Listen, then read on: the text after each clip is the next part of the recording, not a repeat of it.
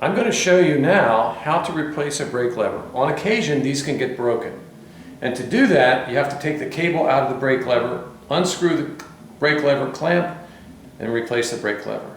This is the left brake, so this operates the front wheels. And I'm going to show you how to take this brake lever and replace it. The first thing you have to do is to give yourself enough slack in the cable that I can pull this cable down, the housing down, and release the cable from the brake lever. In order to create enough slack, I'm going to come down here to the front brakes, and on each front brake there's a barrel adjuster right there. I'm going to screw this barrel adjuster in all the way to give myself slack. Okay, and I'm going to do the same thing on the other brake.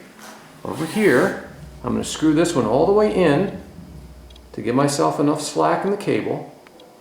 If you were to do the rear brake, you can actually open up the caliper, quick release of the rear brake, and achieve the same slack in the cable.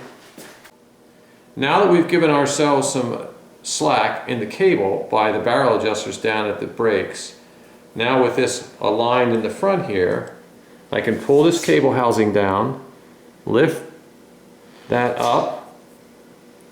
I'm going to use my 4mm wrench to hold this while I do this, and I'm going to rotate this barrel until I can get it to the point where it comes out. Okay? Comes out, goes in, not too difficult.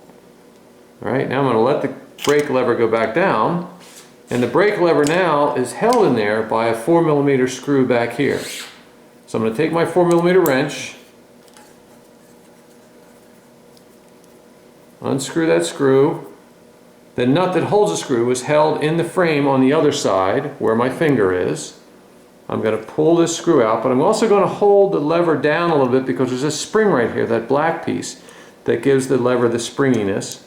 I'm going to pull this screw out and lift the lever out. You can see where the spring is, and the spring, this end of the spring here fits onto a little lip back there. Okay, and the lever comes completely out with the spring pushed into a hole right there. That little pin goes in. So if I had a new lever, I'd put the new lever in by replacing the spring,